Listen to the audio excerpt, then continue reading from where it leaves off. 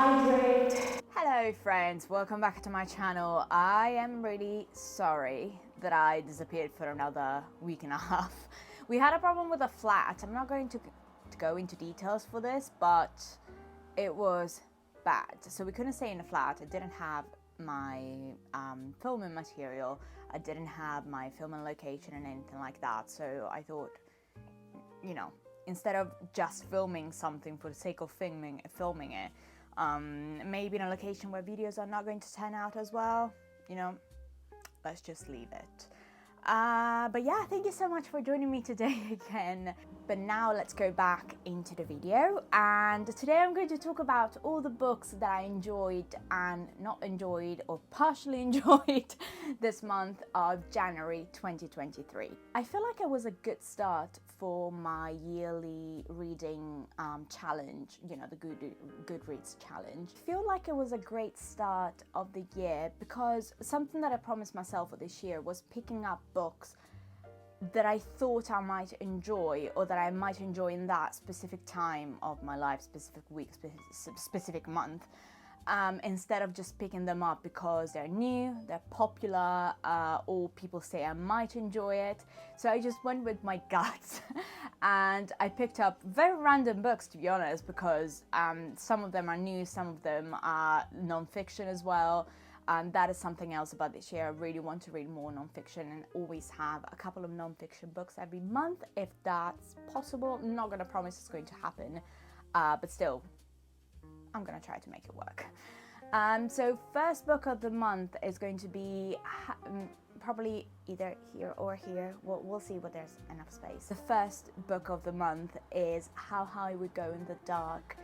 This is a science fiction, dystopian and apocalyptic book talking about how life is in different times in the future after an apocalyptic event when a virus took over, and this specific virus attacks the brain cells and the brain and the body functions of babies and children, and so the majority of children are dying or are already dead. And society and humankind, it's basically learning how to reprogram how society works around this and how to protect children, how to keep on living and find new places to live. And I feel like this is a work of art that unfortunately not many people read, and I highly recommend to anyone that would be interested in this sort of stories, because of the way it's built. I feel like it's just something so interesting. So every chapter, it's basically this apocalyptic scenario told by different people in different time frames. So we have something that tells what happens just after this virus took over, and then we go all the way to thousands of years in the future when people actually learned how to live on other planets and in other universes. And it's just so well made and so emotional because it touches some topics that are really hard to deal, especially if, you know, it's not the same things, but we went through a pandemic already. And something that I've always thought is that even if we joked about it, we still joke about it, it was a really deeply disturbing event that it changed the way we live, and it changed drastically the way we used to live. And it had a massive impact on anyone's lives and anyone's view of future life as well. So this was a very specific read, I would say. I loved it. I really, really enjoyed it, and I would give it a 4.5 stars. I would take that 0.5 off just because I felt like some of the storylines were a bit similar at one point. So there were a couple of chapters when I thought I was reading probably almost the same thing, and some of the stories weren't as strong as the others. There were some of them that were so, I don't know if anyone's read this book. This is not a spoiler because it's literally like the title of that short story or short chapter. But the chapter about the euthanasia roller coaster, that was bad. That was, I mean, not bad, like, I mean, it was a bad story. It was just so disturbing, and it made me feel things. But yes, this book is amazing, and if you like the genre, really pick it up. I feel like it's still just available in a hardback cover at the moment, but you know, maybe soon it will be available in paperback as well. The next book of the month is Bunny. Yes, I know that I just said that I don't want to pick up books that are really hyped up and really talked about on social medias, but I was really interested in this one because it just felt like it was one of those books that you either love or hate. And with those books, I really always want to pick them up because I really want to know what is the thing that makes you either love it or hate it. And in this specific case, I feel like I loved it. It wasn't perfect. I mean, it's not one of the best books I've ever read, but it was really fun, really clever. It's basically the story of this girl that meets these group of people, this group of girls, and they all call themselves bunnies. So there are 3 bunnies, and they all talk to each other with these childish language, very not mean girl vibes, but they're always together. They always form this strong bond between them, and it feels like a cult if you want to get in that, because once you're in that group, there's no way out. And it was really interesting because it wasn't told from the perspective of, you know, someone that's just turned into a teenager, but it's actually grown women who are finishing their MFA course. And that is really interesting, seeing something like that from that specific age gap. I feel like it's extremely clever because it's clearly a satire over dark academia and all this movement that was created around the love for academia and academic scenarios and professors and privilege as well that comes with it. It's clearly just a take on why just certain people can get into academic environments and they can thrive of it and they can actually build something afterwards, and somehow how this academic environment actually can mess up with your head and it just forms you. But it was told from a horror perspective, so it's really fun. And the ending as well, I think it's very concealed, so please keep an eye on it. I talked about it in my previous vlog, so if you want to hear my take on the ending, there's a big spoiler there, so just go back into my previous video and have a look at it. I just don't want to say anything here because, you know, some people might not have read it and they don't want my spoilers, which is fair enough. But yes, that was probably a 4 stars for me. Yeah, it doesn't go to 5 stars, but it was great. 3.75, 4 stars, really enjoyed it. My next book is Olive. I'll just put it here. Olive is a book that I actually found randomly just scrolling on TikTok and websites looking for books about women in a very specific age gap between the end of their 20s and beginning of their 30s. I feel like there are not many stories about this age gap because it's either 20s or late 30s or beginning of 40s, you know, like midlife crisis or early 20s life crisis, basically. But it's a specific age gap, which I am in right now because I'll be turning 30 this coming summer.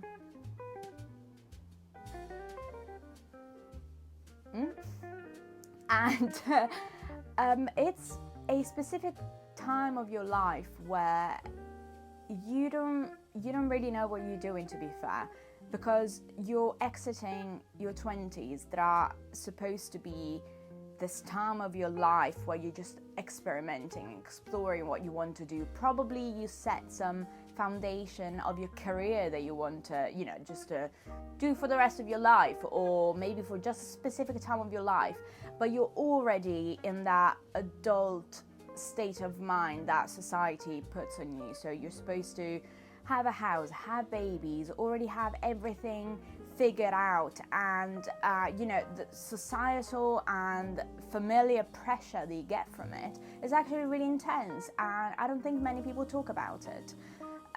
But yes, Oliver was actually really recommended for people in this specific age gap, and I'm really glad I picked it up.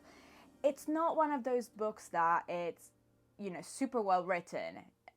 It's something that you're going to remember for the rest of your life, but I think the topics are really interesting. So for me, this book, it's I would say a 4-star if we consider the topics and what actually is in the book. But if we talk about how the book it's written or how it was edited and everything, that was probably going to be a 3-star. There's not a really good editing work on it, and sometimes it might be borderline cringy, because I feel like the characters are really, they're that kind of people in the high middle class range when they don't actually realize that they are middle class, and it just leaves this trace of privilege behind them that is just, that sometimes is a bit sickly. So that was the only thing that I didn't really enjoy. But then again, I think one thing that was just very clear in this book is that the characters may be enjoyable, but also not, just because that is the way that they actually are designed to be. You know, as normal people, some people I mean, everyone in our life can have great moments when we are at our best, making the best decisions, and some other times we just mess up, and that is absolutely normal, because that is how human beings are. So I read very negative reviews about this, which again, I don't think they're fair.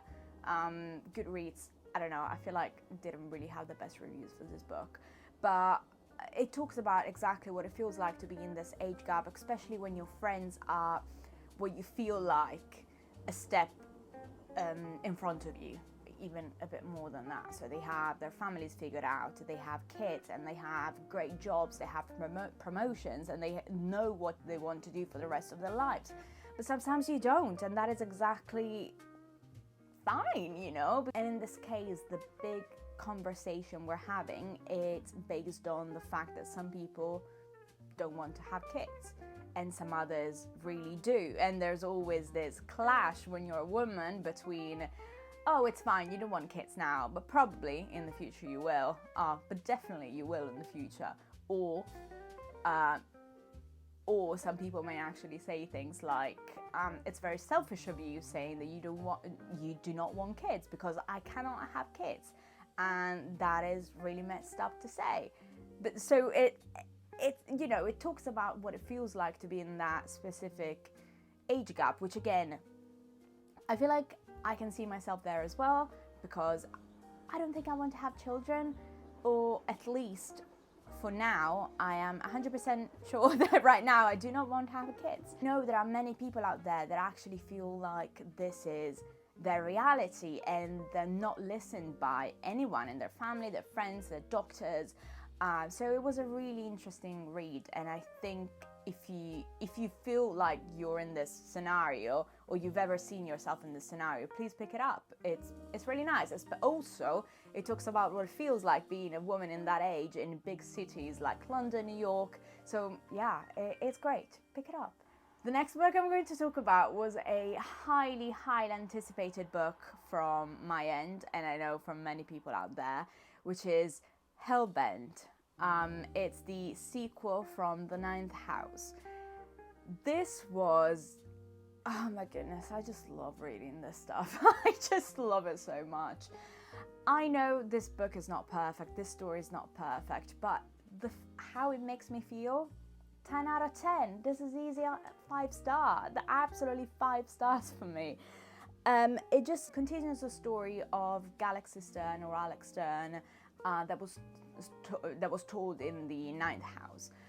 So this girl finds herself sort of starting over from a very rough background, and she is employed by societies and especially one society in Yale University to look after what these secret societies are doing in the university when they deal with magic, they deal with many occult things. And she has the power of seeing dead people and communicating with them and using their power to actually develop these powers she's got. And I just feel like having a dark academia setting with magic, with, as I actually described this book before, Harry Potter on steroids. Insane. So yes, I love this one as well. I really liked how the characters developed, and especially a couple of them, especially her best friend. I really enjoyed that because I really like them together, and I love the character of Alex because she has a rough background and she knows it. She uses it in her advantage, and she's always willing to help people, but at the same time, I would say she's not very morally correct, which is what makes her like really interesting, because you never know what she's going to do. So I really enjoyed this. The only downside of this book was that I feel like at times it was becoming a bit repetitive at the end. But the ending is very clever. It's just something that sets up the book for a sequel as well. And I have the feeling this is going to become a trilogy. And I know that actually, I think I read somewhere that the Ninth House is being picked up by Netflix. That is amazing. So, and also the way it's written, I don't know about you, but I feel like it's very much a TV series, film setting. So it feels like it can be picked up real quick. So yes, if you want to read that, absolutely pick it up. It's a very easy 5-star. I really enjoyed it. Last two books that I read in January are actually some non-fiction books, which is something that, as I said, I really want to keep doing during the year, because I thought that actually non-fiction books are just not going to keep me very engaged with the book, but it just, I don't know, I thought they were going to be a bit more like a textbook, but they're actually really, really, really interesting, and it's a way to keep your mind engaged on learning new things about many different aspects. And I'm particularly interested in philosophy, psychology, and science. So, and of course, you know, like human development and human history. And those are probably the kind of non-fiction books that I always pick up and that you'll see in this channel, but hopefully it can be really interesting for you as well. I picked up a classic, which is The Body Keeps the Score. This book, oh my goodness, this book was a 5-star. If I could give it 10 stars, I would. It's so interesting and so well written, so well researched. And it talks about this massive, extensive research about trauma. And, you know, we're talking about every kinds of trauma. So we're talking about major traumas like people coming back from war, we're talking about SA cases, family issues, but also from that specific point of view to very minor traumas that sometimes we don't really realize that we have and we're carrying with us, and how they can be seen in the way we behave every day, or also how they impact our bodies and our health. And it's just so interesting. And what I actually really enjoyed about this book is that the first part was actually very scientific. And after that, we have a middle part where it is actually explaining how these things are actually seen, and we can actually see them every day on different people, on ourselves again, on his clients. And the final part, it's the way where he thinks these things can be resolved. So if they can be overcome, or how you can sort of help you living with these things. And the final part of this third part is actually different kinds of therapies or different kinds of medications and all the possible ways that you can do to help your situation. It's just brilliantly done. Please pick it up because it's absolutely worth it. The final book, always staying on the same sort of topic, it's Toxic Positivity. And this is a book by a psychiatrist who started posting on TikTok and social medias as well. which is very interesting because she has some very specific ideas that I've always had about, as the book says, toxic positivity, but she explains it in a way where it's very extended and we don't really realize how toxic positivity is so present in our everyday life, and sometimes it's used by marketing and consumerism to make us, you know, feel even worse, because that is what some people thrive on. Sometimes it can just be a product, and things and people can make you feel worse, to buy more stuff, to try more stuff, to spend more money, and that creates this whole huge cult basically about toxic positivity.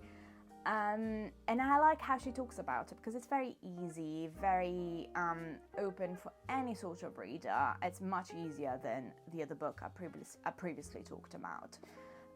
She just talks about the idea of how in modern life, especially from the 20th century, we started having this conversation about if you're happy, that will make everything easier, or how people treat problems, always trying to pushing you to make you feel better, while sometimes it's really good just to be in your situation, and if it's a bad situation, live it through, accept it. Sometimes it is shit and we really can't do anything about it. Even if you want to see positively, sometimes it doesn't really help because it makes you even more frustrating.